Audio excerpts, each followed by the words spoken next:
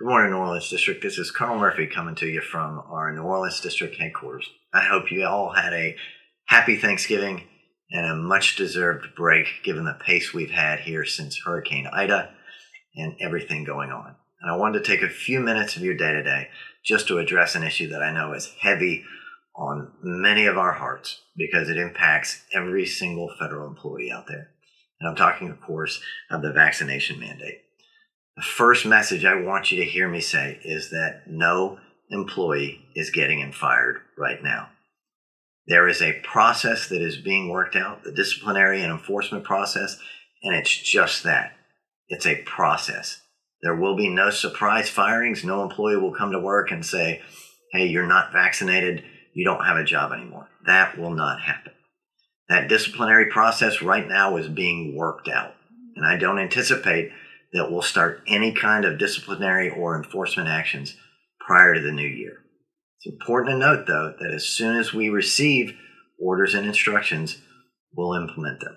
But based on what I'm seeing right now, I don't anticipate that we will have any kind of disciplinary actions before at the earliest the beginning of the new year. But please pay attention to emails and the information coming out from your supervisors in the chain of command. So the second thing I want to address is the exemption process. We have 216 employees out of about 1,130 that are seeking an exemption. And the exemption process exists for just that, for employees who feel that they have medical or religious reasons that would preclude their becoming vaccinated. It is a process, and it will take time.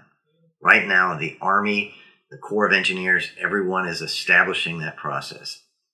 Our packets as Corps of Engineer employees will be adjudicated at the Corps headquarters in Washington, D.C., with the final decision authority being Lieutenant General Spellman, our Chief of Engineers. And many of you hopefully saw him on our town hall yesterday, where he committed to look at each packet individually with compassion when he makes a decision, and each employee who submits an exemption will hear back from him and the panel with that decision. All that to say, that process is being set up right now. The panel is being identified. The panel has to be trained to ensure consistency in decisions because they'll be considering over 3,000 exemption packets right now once they get started. I believe that this process is going to take some time. So for those of you who are seeking exemptions, I think at the earliest, after the new year, it's a decision, but likely longer. So the exemption process is going to take some time. That leads us into, so what happens to employees who are either refusing vaccinations or who are seeking an exemption? Well, right now, we're going to practice the same COVID protocols that we've been practicing successfully for the last 18 months. The rates here in the district and around Louisiana are the lowest that they have been since this pandemic started. But for those employees who aren't vaccinated per the new policy, they will require weekly testing. We are in the process in the district of ordering testing kits for every site that requires them.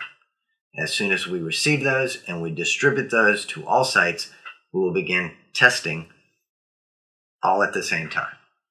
So every federal agency in the federal government is ordering these kits right now, so this will likely take some time. You will hear more. There will be no surprises. The instructions will come out. But when we get the kits that are government provided, the district will provide them, then we'll start the testing. The last thing I'll say, and I really want you to hear me on this, is that every single one of you is a valuable employee. Regardless of your political views, regardless of your views on the vaccination, we need you.